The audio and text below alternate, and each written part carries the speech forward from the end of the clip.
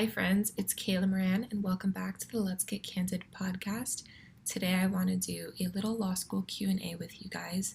Something that I really want to bring to this podcast, which I've mentioned before, is really showcasing different career paths, different grad school programs, different college programs, just different walks of life and people doing all these different things to show you guys, if you're interested in doing something, I want to have someone on the podcast that does that to show you how they did it and how you can do it too and inspire you. That's a really big part of this podcast that I want to bring to you guys.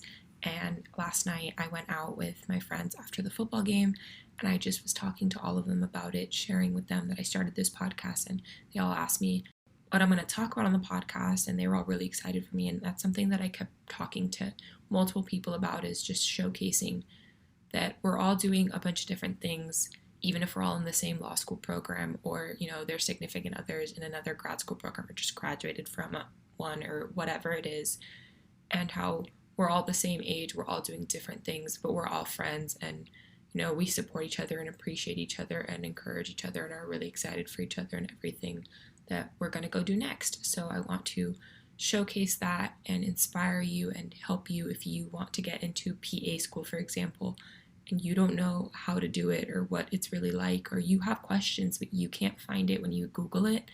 I want you to be able to come to this podcast and find it.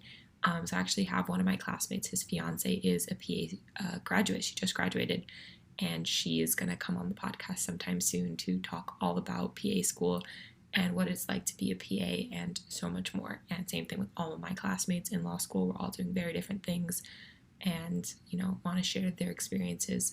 So you have a different viewpoint, not just my own, and not just what your friends and older brother or parents that have gone to law school's experiences as well.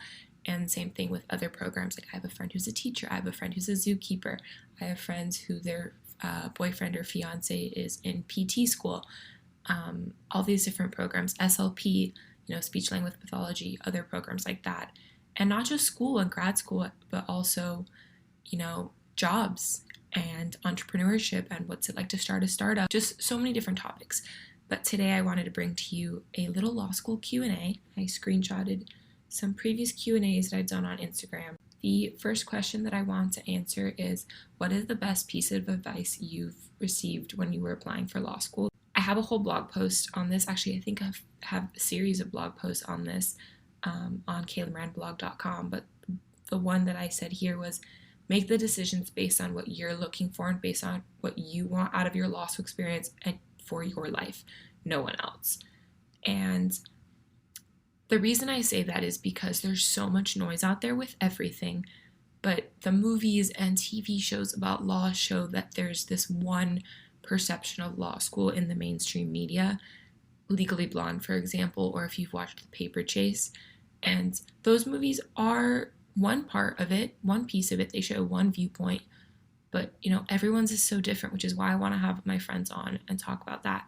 But I really think you just need to choose a law school that will give you what you want and that will allow you to experience the programs and the opportunities that you want to experience.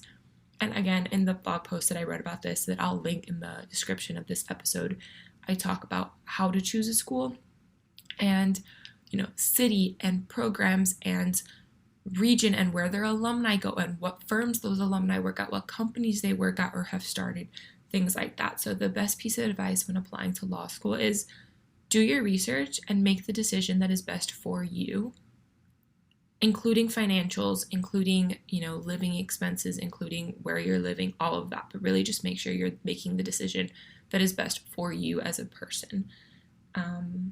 Let's see, what's another question that I can do?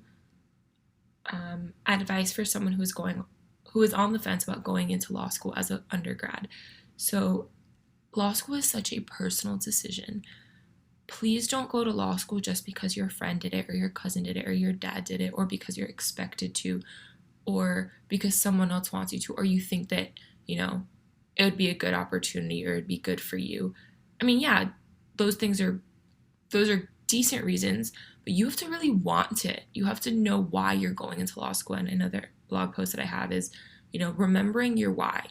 And law school is going to get tough. Law school is going to be really, really hard. It's going to challenge you in ways you have never been challenged before. If you don't have a true reason why you're putting yourself through all of that, you will get lost in the noise. You'll get lost and imposter syndrome is such a big thing, and we'll talk more about that, but you have to know your why. So I said here, this is such a personal decision. It really depends on your why. Why do you want to be a lawyer? How will law school benefit you? How will you use your law degree? Really think deep about why you're going to law school. What do you want to get out of it? What will you gain from this experience?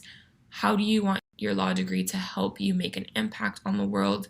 What kind of jobs do you want? What kind of career do you want? What kind of life do you want? So does law school fit into those plans? Will law school help you achieve those plans and those goals? Why did I decide to go to law school? What area do I hope to practice in one day? So my why is I have always wanted to make an impact.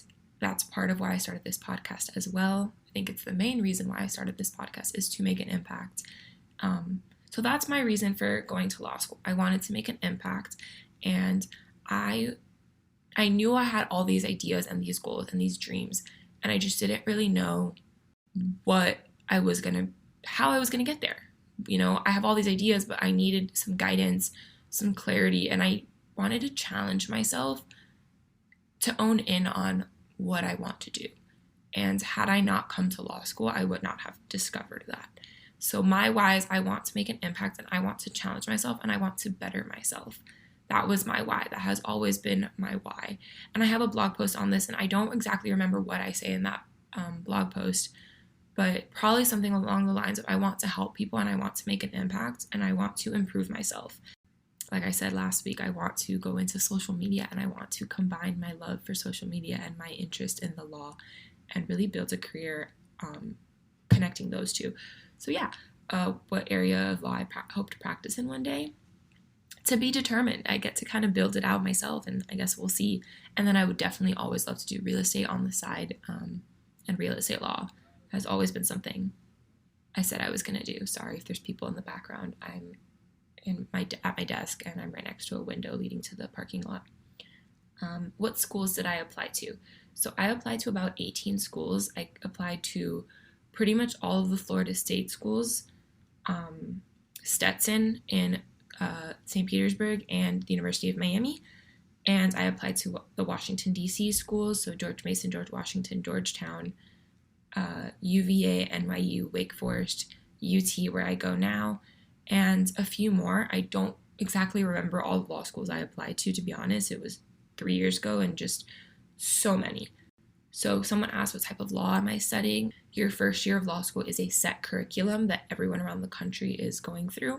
So you take civil procedure, you take criminal law, you take contracts, you take torts, you take property, and now I'm forgetting what else you take. You take a legal writing class, you take a legal research class, and you have to take constitutional law, and you also have to take an ethics course. A lot of schools call it professional responsibility. So yeah, there's a set curriculum the first year, and then your second and third year you get to choose from a variety of classes, and there's always different adjuncts, which are guest professors teaching different classes that could range from anything like IP law, intellectual property law, to entertainment law, to sports law, to health law, to really getting niche in taking patent law, which is a subset of IP, or taking bankruptcy or remedies, which is related, or some, corporate finance. Like there's so many niche classes you can take as a 2L and 3L, but your first year you just do a set curriculum.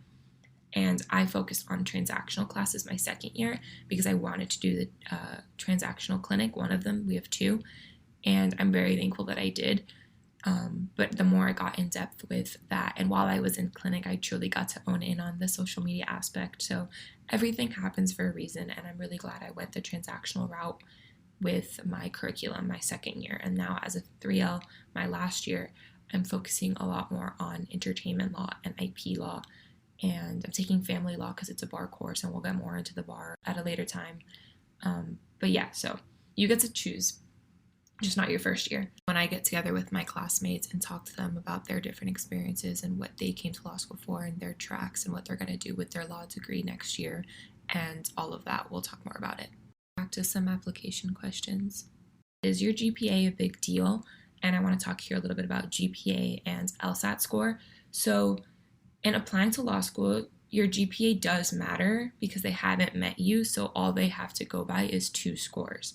However, you also have to write a personal statement. And I truly believe that your personal statement is one of the largest deciding factors outside of GPA and LSAT score. So the way that, like, for example, think about an interview. When there's an application posted and 10 people apply, they're going to look at your resume, and a quick glance at your resume is going to tell them whether they want to interview you. Let's say they have 1 position available, 10 applications, they want to interview 5. They're going to pick the 5 best resumes. So your GPA and your LSAT score is your resume. That's all they know about you at that point.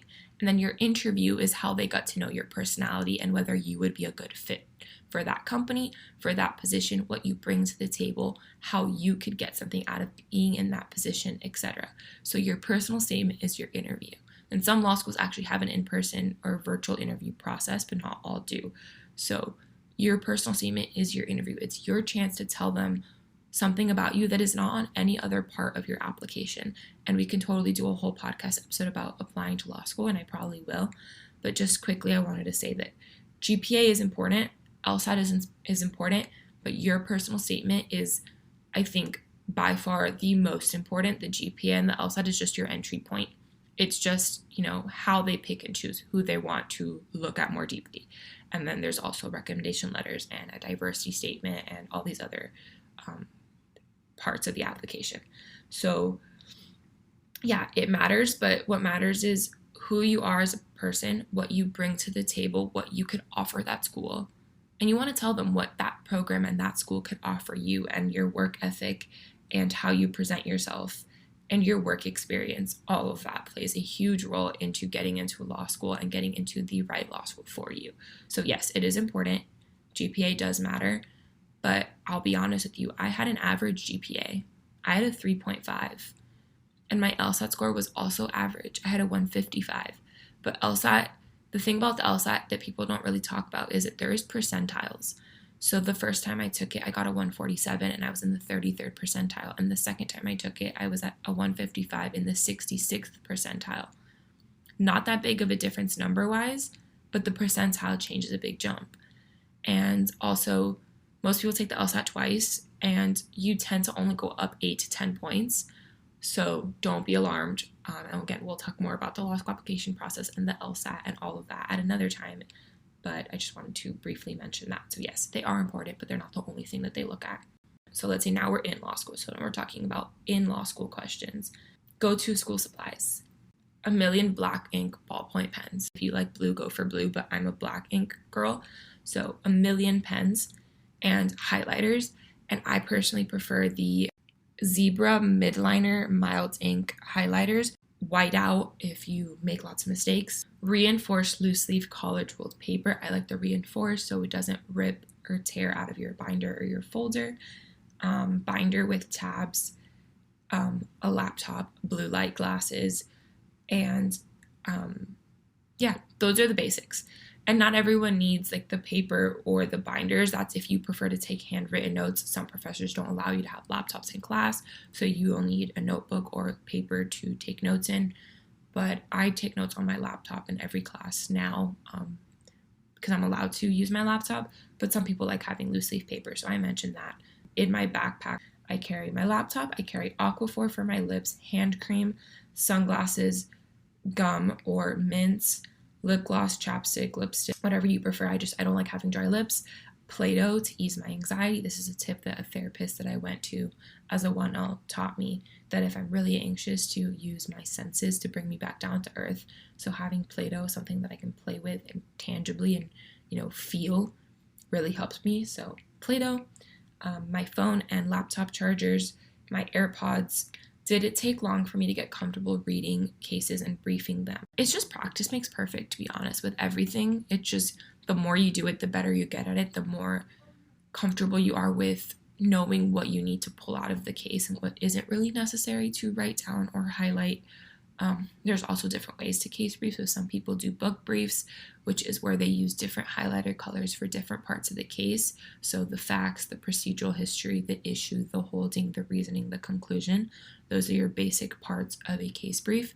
And some people use different colors in the book, and some people write it out or type it out. So I personally prefer to write out the essential parts, meaning the issue, the holding, and the reasoning.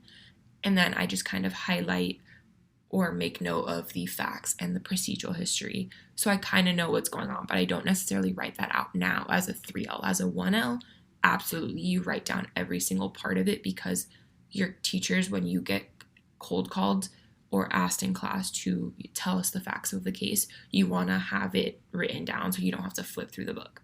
So personal preference, but the more comfortable you get with it, the more you know where to look for certain things. Practice makes perfect. Did it take me long to get comfortable? I would say it took me about a semester and a half to truly get comfortable. And by the second year, I knew, what I needed to take out and what I didn't. So just practice makes perfect. So time management, I definitely wanted to talk about this in this episode and how I manage it all. But that's for another day. Time management right now, just as to law school itself, is crazy, and there's so much going on, and you want to get involved with everything, and you feel like you have to, but in reality, you don't have to overextend yourself. I don't want you spreading yourself so thin that you can't enjoy it and you can't still have fun too. A big part of law school is having a social life, and there's a lot of social events weekly. So time management and prioritization, those are the number 2 things. Like, you need to learn how to time manage, and you need to know your priorities. So scheduling everything into a calendar, I personally just use Apple Calendar and the notes on my phone. Some people prefer a paper planner. Every time I use a paper planner, I used it for like a week and then never touched it again, so I stopped buying them. So I schedule everything into my calendar, and then I use the notes app on my phone to make weekly to-do lists, and I have a master to-do list. And whenever I get my weekly one down, I pull from the master. And I also have a daily to-do list that's a lot more micro. That also includes personal life stuff, just so nothing slips through the cracks. But just having to-do lists and a calendar to reference is just key, with lots of reminders. I set like a day reminder, 2-hour reminders, 30 minutes, 15 minutes, 5 minutes. Like, it's annoying, but I just need it to be reminded that, something's coming up. Especially if I have to drive somewhere, I put drive time, or if I have to log into Zoom now, I make sure that I calculate time for that, and I put the Zoom link in the calendar, like info, so I have it all in one place. And blocking out time, just having time blocks, like put your class schedule into your calendar so you can see the spaces. So if you have class, for example, I have class at 10:30 to 11:45, and I have class again at 2:30. I have a lunch break from 12 to 1. The whole school does at my school, but I have a 12 to 1 lunch break, and then I have a break from 1 to 2:30 until I have my next class. What am I going to do during that break? You could read for another class. You could outline. You could go work out. You can go for a walk. You can take a nap. Like, you get to pick and choose how you want to build your schedule in. If you're working, you can work, which as a 1L, you shouldn't work your first year, but that's another episode or another aspect of law school, which I can talk about in a second. But just blocking out your time so you have the spaces and you can see where you have free time. If you have a meeting, or you want to go on a lunch date with a classmate, or you want to call your parents back home to talk to them on a weekly basis, you know what days are available to do that. So yeah, time management, prioritizing, those are the best like balance tips. But to be honest, work-life balance, it's a myth.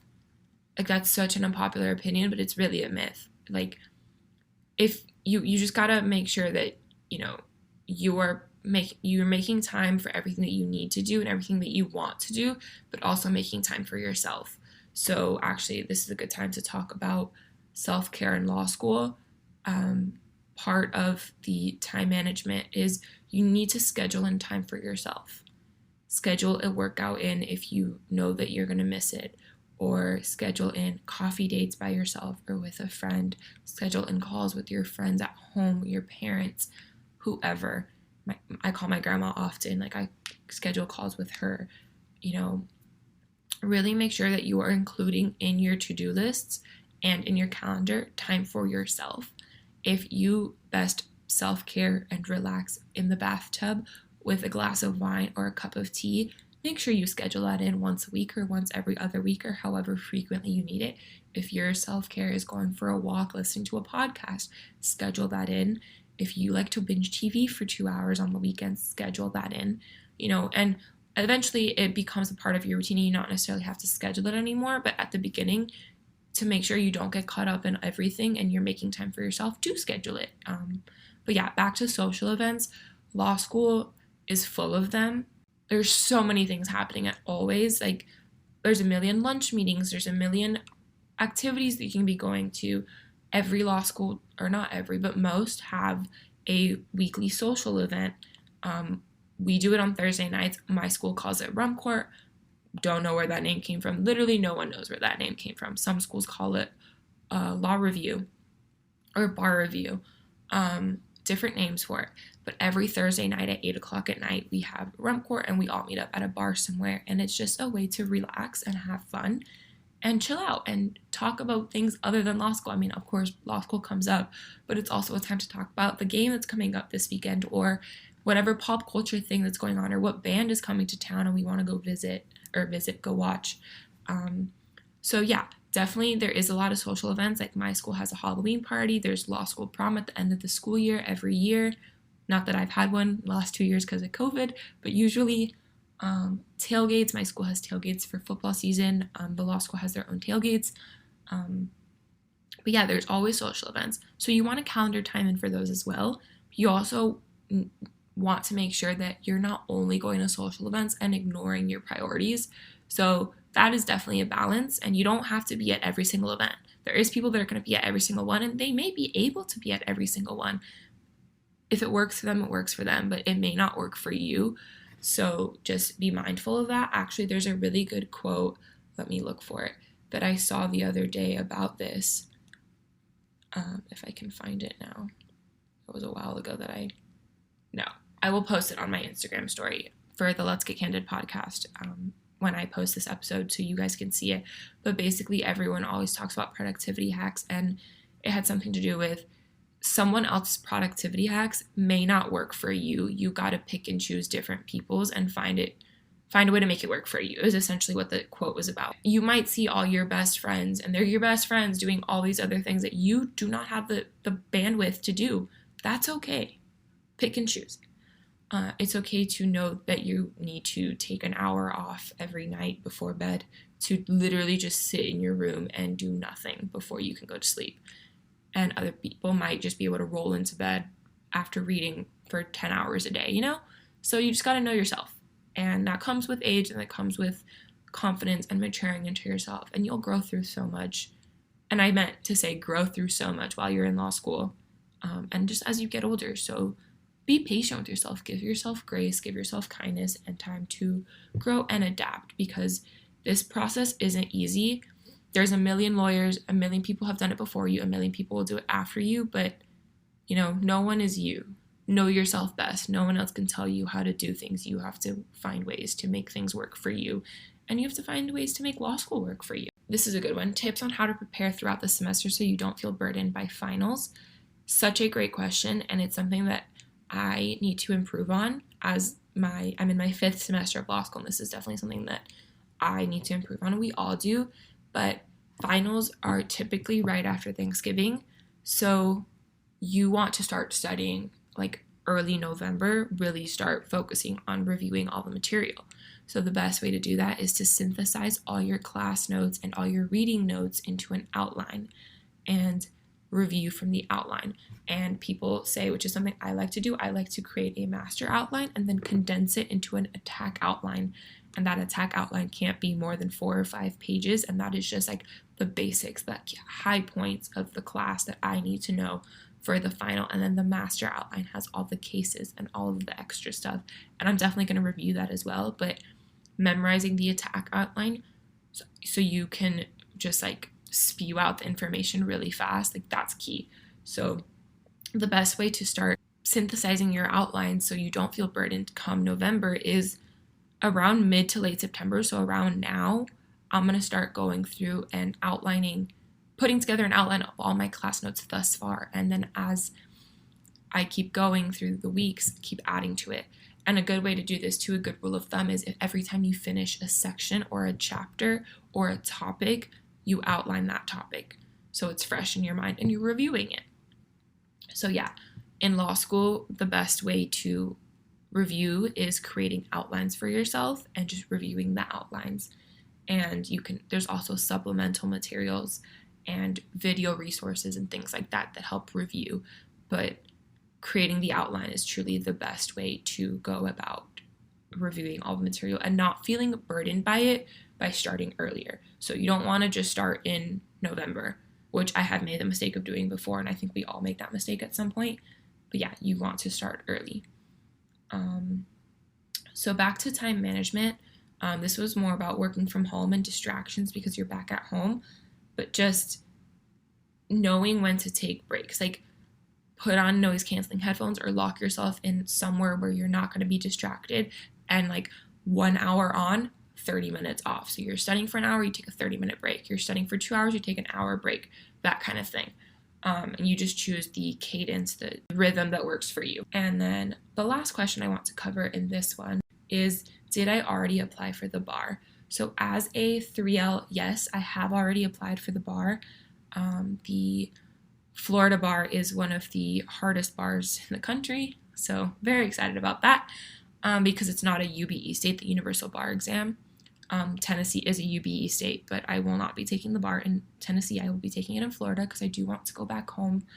Not to say I won't take Tennessee or another state later, but I was always going to take Florida first. So Florida has this thing where you can apply as a 1L and save money. So the later you apply, the more expensive it is. So if I would have applied this semester or last semester, it would have been $400 to apply. Because I applied as a 1L, it was $100.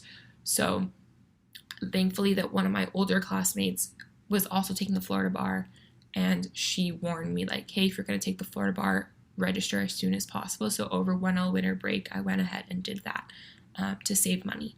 And it's a long application process, and you have to mail a check, and you have to get your transcripts from your undergrad, and you have to know all the addresses you've ever lived in your life for more than a month, all your jobs, all that kind of stuff. So definitely, if you know you want to go to law school and you know you want to take the bar, start pulling all that information and having it somewhere so you can be prepared when it comes time to sit down and write that application, which is online. But that's something that we can definitely do more so in another episode as I go through it, because now that my application has been approved and it's clear, I now have to go through character and fitness. So I have since been cleared for character and fitness, and I took the MPRE, the multi-state professional responsibility exam, which is the ethics portion, and I passed. Thank you so much. Thank God that I passed, because I honestly thought I failed, but it was really, really hard. But I passed, which I'm very grateful for. So I've been cleared for character and fitness, and that's the next part of the application, which is where they check your references and everywhere you've worked and make sure that you're a good ethical lawyer, you know? So that is it for now with all my law school questions. I will definitely make this a series. Definitely want to talk more about the law school application process and the bar exam and the bar application process. And I definitely want to have more people come on that can talk about that as well. But thank you guys so much for listening. If you like this episode, please leave a rating and review. Please follow us on Instagram at the Let's Get Candid podcast. I keep saying us, it's just me. But follow me at the Let's Get Candid podcast. Follow me at Kayla Moran on Instagram as well. Check out my blog for more on these topics, kaylamoranblog.com. And thank you so much for listening. Please leave me a DM or comment or message on any other topics you want me to cover, any questions you have, any guests you want to have. And yeah, I'll see you guys next week.